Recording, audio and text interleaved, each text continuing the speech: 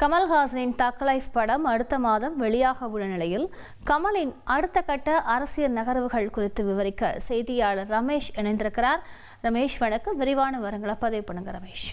June மாதம் தக் life திரைப்படம், ஜூலை மாதம் ராஜ்யசபா எம்பி, ஜூலை மாதத்துக்கு பிறகு மக்கள் நீதி மையம் சார்பில் பிரம்மாண்ட மாநாடு, தமிழகம் முழுவதும் சுற்றுப்பயணம் அப்படின்னு பல திட்டமிடல்களோடு கமலஹாசன் பயணிக்க இருப்பதாக மக்கள் நீதி மையம் தரப்பில் சொல்கிறாங்க.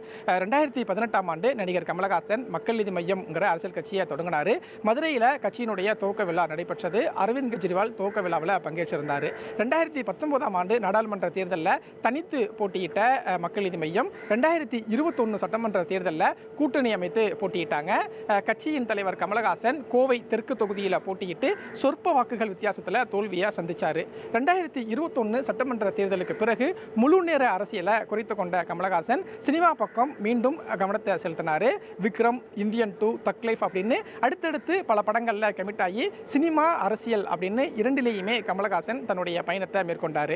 2024 நாடாளுமன்ற தேர்தலில் திமுக கூட்டணியில் அங்கம் வகித்த மக்கள் நீதி மையத்துக்கு ஒரு ராஜ்யசபா சீட் அப்படிங்கிறது கொடுக்கப்பட்டது.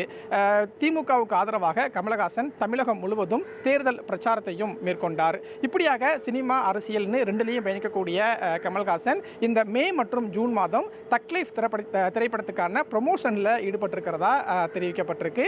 அதே சமயம் ஜூலை மாதம் ராஜ்யசபா எம்பிக்கான தேர்தல் வரும்போது கமல்ஹாசன் ராஜ்யசபா வேட்பாளராக போட்டியிட்டு ராஜ்யசபா எம்பியாக வருவார் அப்படின்னு மக்கள் நீதி மையம் தரப்பில் தகவல் தெரிவிக்கப்பட்டிருக்கிறது.